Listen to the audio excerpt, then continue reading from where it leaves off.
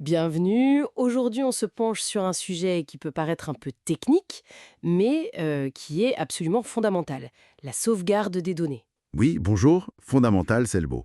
C'est vraiment un pilier. Nos sources, bon, ce sont des extraits de cours, des notes, nous rappellent que c'est essentiel pour assurer la disponibilité de l'information.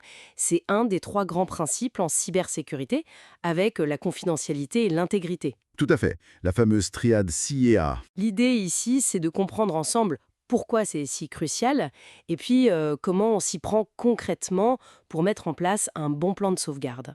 Et ça concerne tout le monde, hein, pas juste les grosses boîtes. Absolument. Du particulier à la multinationale. On voit souvent les sauvegardes comme une simple précaution, bon, une sorte d'assurance. Mais au-delà de ça, pourquoi c'est vraiment indispensable pour une organisation aujourd'hui? C'est pas juste au cas où. Ah non, c'est bien plus que ça. C'est une nécessité stratégique. Les documents qu'on a consultés le montrent bien. D'abord, il y a la conformité. La conformité légale. Exactement. Pour plein de secteurs, la santé, la finance, les lois imposent des règles très strictes sur la conservation, la protection des données. Pas de sauvegarde fiable, ça peut coûter très cher en amende et même entraîner des poursuites. D'accord, ça c'est un point fort. Deuxième point, l'erreur humaine. Ça arrive à tout le monde de supprimer un fichier important par mégarde, non? Oui, malheureusement. Voilà. La sauvegarde, elle permet de récupérer ça. Ensuite, troisième raison. Et là, c'est vraiment crucial. La reprise après sinistre. Ah oui. Que ce soit une inondation, un incendie, une grosse panne matérielle ou, bien sûr, une cyberattaque. Le fameux ransomware qui bloque tout. Dans ces cas-là, la sauvegarde, c'est souvent le seul moyen de redémarrer l'activité. Et enfin, il y a l'archivage, pour garder des données sur le long terme, pour l'histoire, ou pour respecter certaines règles. C'est très clair, ces raisons sont vraiment parlantes. Surtout la reprise après sinistre, oui. Mais alors, ok, on a compris le pourquoi. Le comment, ça peut sembler un peu une montagne. Les sources parlent d'un plan structuré autour de questions clés. Absolument. Pour être sûr de rien oublier, c'est bien de se poser 5 questions. Qui, quoi, où, quand et comment. Le qui, c'est définir qui est responsable. La personne, l'équipe. C'est ça. Dans une grande entreprise, c'est souvent le service IT, l'équipe informatique. Mais attention, même si on automatise beaucoup de choses, faut une supervision humaine. Faut vérifier que ça tourne bien. Et tester, j'imagine. Ah, voilà. Surtout, tester la restauration régulièrement. Une sauvegarde qu'on n'a jamais testée, franchement, on ne sait pas si elle marche. C'est un risque énorme. Oui, ce point des tests réguliers, ça semble vraiment critique et peut-être parfois négligé. Alors passons au quoi. J'imagine qu'on ne sauvegarde pas la corbeille Windows. Non, en effet.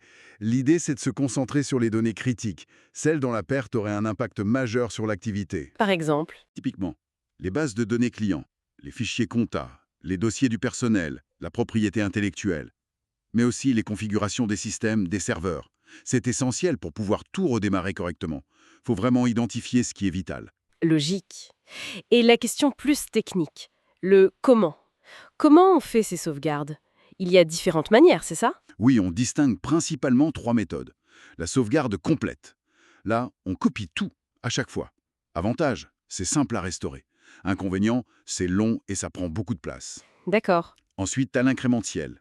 Elle sauvegarde seulement ce qui a changé depuis la dernière sauvegarde, quelle qu'elle soit, complète ou une autre incrémentielle. C'est rapide, ça économise de l'espace. Mais la restauration doit être plus compliquée. Exactement. Faut reconstruire à partir de la dernière complète et de toutes les incrémentielles qui ont suivi. C'est plus complexe. Et enfin, il y a la différentielle. Elle sauvegarde tout ce qui a changé depuis la dernière sauvegarde complète. Ah, ok. C'est un peu un entre-deux. Moins de sauvegarde à gérer pour restaurer que l'incrémentiel, mais ça prend plus de place au fur et à mesure. Souvent, on combine une complète par semaine et des incrémentiels ou des différentiels tous les jours. Malin. Ça nous amène au où.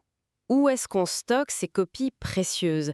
J'ai vu une règle assez facile à retenir dans les sources. Oui, la règle du 3-2-1. C'est vraiment la référence, la bonne pratique de base. Alors, 3-2-1, ça veut dire? 3 copies au minimum de ces données importantes. Ok. Ces copies doivent être sur 12 types de supports différents. Par exemple, un disque dur local ou un NAS, un serveur de stockage en réseau, et du stockage en ligne dans le cloud ou une bande magnétique, pourquoi pas? D'accord, deux supports distincts. Et le 1? Et le 1, c'est le point crucial. Au moins un de ces copies doit être gardé hors site. c'est-à-dire dans un lieu géographique différent du site principal. Pour se protéger des sinistres locaux, genre un incendie. Exactement. Incendie, inondation, vol. Si tout est au même endroit, un seul incident peut tout détruire. Le hors-site, c'est la sécurité ultime contre ça. Cette règle 3-2-1, elle semble vraiment bien pensée pour limiter les risques. Il reste une question. Quand Quand est-ce qu'on fait ces sauvegardes? Alors la fréquence, ça dépend beaucoup de l'importance des données et de la vitesse à laquelle elles changent. Des données de transaction, très critiques, ça peut nécessiter des sauvegardes très fréquentes, parfois même en continu ou plusieurs fois par jour. Mhm. Pour d'autres données, moins volatiles, une sauvegarde par jour ou par semaine, ça peut suffire. L'idée, c'est aussi de planifier ça pendant les heures creuses. La nuit, le week-end. C'est ça, pour pas ralentir les systèmes quand tout le monde travaille. Par exemple, faire les incrémentels la nuit et la grosse sauvegarde complète le week-end. Bon, si on résume tout ça, la sauvegarde, c'est bien plus qu'une simple opération technique. C'est vraiment un élément central de la stratégie globale d'une organisation, pour assurer la continuité, respecter la loi et même protéger sa réputation. C'est tout à fait ça. Un bon plan de sauvegarde qui répond bien aux questions qui, quoi, où, quand, comment, et qu'on applique sérieusement avec des pratiques comme la règle 3-2-1, et surtout, j'insiste là-dessus, avec des tests de restauration réguliers, mais c'est la meilleure assurance contre la perte de données critiques. Sans les tests, on avance un peu dans le brouillard. Oui, le test, c'est la preuve que ça fonctionne. Une dernière petite piste de réflexion pour aller plus loin.